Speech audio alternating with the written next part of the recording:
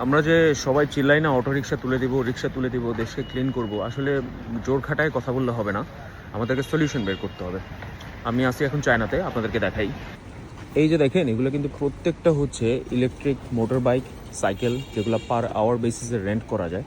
তো ধরেন আমার হোটেল থেকে এই যে এটা হচ্ছে মেট্রো স্টেশন, এই মেট্রো স্টেশনে আসতে হলেও কিন্তু আমাকে কোনো না কোনো মিডিয়া লাগবে, ইদার রিক্সা লাগবে, অটো রিক্সা লাগবে, না হলে এরকম টাইপ অফ কিছু ভেহিকেল লাগবে, যেগুলো দিয়ে আমি খুবই ইজিলি মেট্রো স্টেশন বা ধরেন যেখানে বাস স্টপ যেখানে যেতে যাচ্ছি ওখানে আসতে পারি। আপনি যদি অটো রিক্সা তুলতে চান তাহলে মানুষজন কেমনে যাতায়াত করবে এটা চিন্তা করতে হবে। আমি ভাই অটো রিক্সার ব্যবসায়ী না, আমি মোটর বাইকের ব্যবসা করি। আমি হচ্ছে জেনারিক কমন সেন্সের কথা বলতেছি।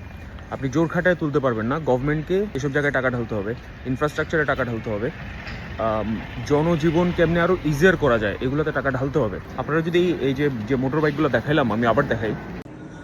এই যে দেখেন এখানেও রাখা এই যে মোটর বাইকগুলো, এগুলো কিন্তু চায়নাতে এক একটা 30 থেকে 40 হাজার টাকা, মানে চায়নাতে।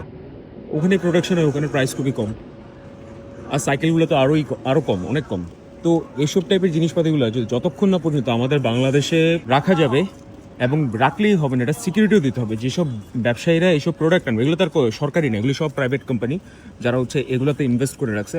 সরকারকে এগুলো ট্যাকেল দিতে হবে যে দ্যাট একটা যখন ব্যবসায়ী তার প্রোডাক্ট রাস্তায় রাখবে, রেখে চলে যাবে, এটা গভর্নমেন্টকে ট্যাকেল দিতে হবে যে এটা যাতে চুরি না হয়, ধ্বংস না হয়, তার মালের নিরাপত্তা দিতে হবে।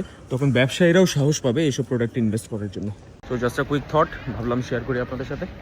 যাচ্ছি হচ্ছে এখন ক্যান্টন ফেয়ার, আমি আমার মেট্রো পর্যন্ত চলে আসছি। বাই।